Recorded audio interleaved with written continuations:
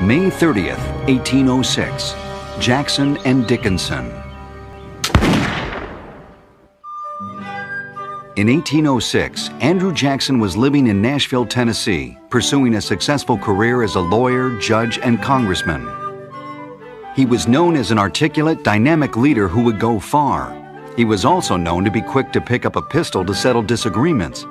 His most famous duel was with a fellow Nashville lawyer named Charles Dickinson. The dispute was over a racing debt, but it became inflamed when Dickinson pointed out that Jackson's wife, Rachel, had never gotten divorced from her first husband.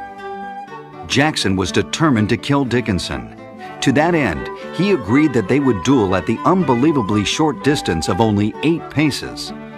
The site chosen was across the border in Kentucky, as dueling was illegal in Tennessee.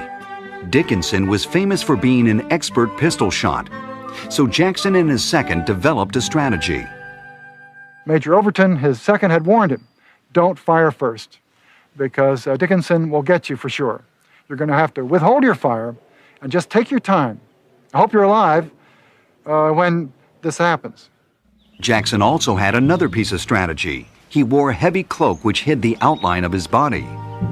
The moment arrived and Overton began to call out the commands. Are you ready? I'm ready. Are you ready? You ready? I'm ready. Fire! Dickinson's shot found the mark. Dickinson could not believe that Jackson had not fallen. Great God, have I missed him?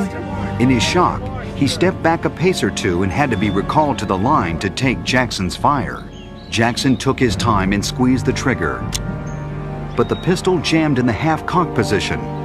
Dickinson watched in horror as Jackson calmly recocked the pistol and fired.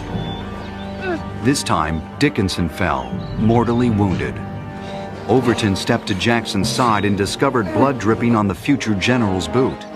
Jackson calmly said, "He pinked me a little." But actually, the bullet was in millimeters of his heart.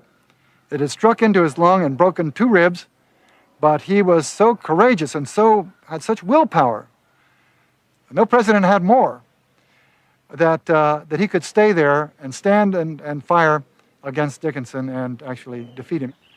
Later, Jackson said, if he'd struck me between the eyes, I still would have killed him.